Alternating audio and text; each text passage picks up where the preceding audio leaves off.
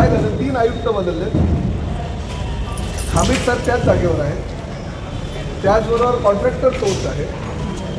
पण ह्या ठिकाणी साईट व्हिजिट ही 4थी वेळ आहे. मुख्यमंत्री स्वतः साईट व्हिजिटला या ठिकाणी आल्यानंतर जर मुख्यमंत्र्यांची दखल घेत नसेल तुमचा कॉन्ट्रॅक्टर आणि महापालिकेचे इंजिनियर आणि हे आता लावून पण झालं म्हणजे स्टोरिंग वगैरे फायनल झाली.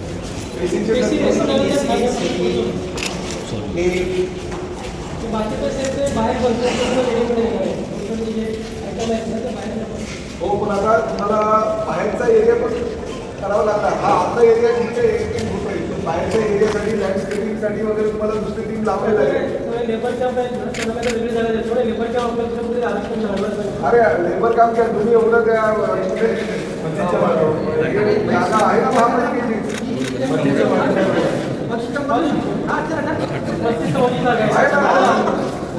करून टाका ना लगेच होते. बैठ जाने का 5 तारीख को तो बैठने वाला हूँ.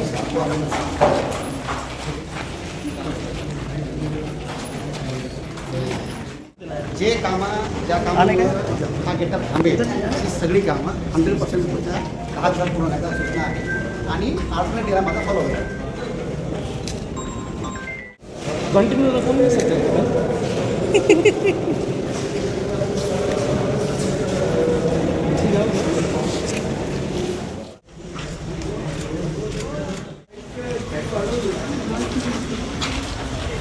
सेना प्रमुख आदरणीय बालासाहब ठाकरे कला दालन का निर्माण बहुत जोरों से लीला भाईंदर के इस गोल्डन एज परिसर में हो गए और आप सभी लोग जानते हैं कि पिछले 6-7 सालों से मैं ये जल्दी से जल्दी वास्तु होनी चाहिए इसलिए शासन के पीछे था, साथ ही में हमारे महापालिका प्रशासन के पीछे लग रहा था. और वास्तु तो ये अभी करीबन बहुत बड़े पैमाने पे 70% काम इसका हो गया. मगर चौथी बार अभी साइट विजिट जब भी कर रहा तो टाइम के ऊपर टाइम प्रशासन के माध्यम से मिल रहा था. कुछ कमियां कॉन्ट्रैक्टर के माध्यम से थी, कुछ कमियां डिज़ाइन के माध्यम से थी, कुछ कमियां कॉन्ट्रैक्टर के माध्यम से बड़े पैमाने पे हो रही थे. तो उसके ऊपर हमारे कमिश्नर साहब है संजय काटकर जी, उन्होंने बहुत ही अच्छा प्रयास किया और जल्दी से जल्दी ये वास्तु कैसी पूरी होगी इसके लिए वो कोशिश कर रहे हैं. बहुत ही मीटिंग्स ले रहे हैं और साथ में अभी उन्होंने मुझे आखिरी का वायदा किया है क्योंकि 30 अगस्त तक ये वास्तु पूरी हो जाएगी, उनका वायदा है.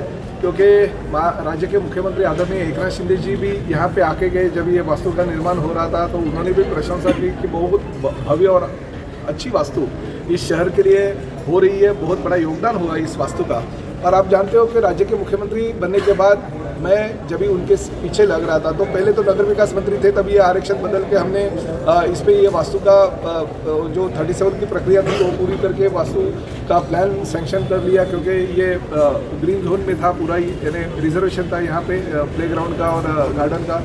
तो ये नगर विकास मंत्री के तौर पे भी उन्होंने मदद की थी और बाद में करीबन 50 करोड़ से ज़्यादा की निधि राज्य शासन के माध्यम से उपलब्ध करके दी.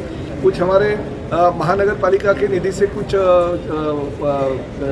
निधि दी गई है. हमारे यहाँ के सभी कॉरपोरेटर जो लोकल कॉरपोरेटर है 4 के 4 उन्होंने अपनी निधि दी है. हमारे विधायक निधि से कुछ फंड दिया गया है. तो ये सब मिलके ये स्वर्गीय शिवसेना प्रमुख बालासाहब ठाकरे जी के नाम की एक बहुत ही अच्छी और सुंदर वास्तु अभी निर्माण होने जा रही है.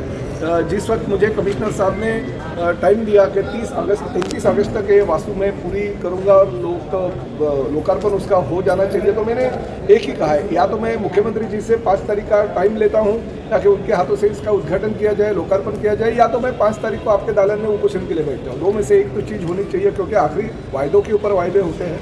तो ये चौथा वायदा जो है उनके माध्यम से नहीं हुआ क्योंकि संजय काटकर आने के बाद ये दूसरी बार हम लोग ने साइट विजिट की है. मगर उसके पहले भी कमिश्नर ने हमें वायदे किए थे, वो पूरे नहीं हो पाए कुछ तकलीफ की वजह से. मगर निधि की कोई कमी नहीं. जिस वक्त खांबी साहब सिटी इंजीनियर के तौर पे इस बारे में बोलते हैं कि निधि की कमी है, तो मैं तुरंत राज्य शासन से जाके मुख्यमंत्री जी को मांग करता हूँ और निधि पूरी की पूरी की जाती, क्योंकि 100 करोड़ के आसपास ये वास्तु बनने जा रही है.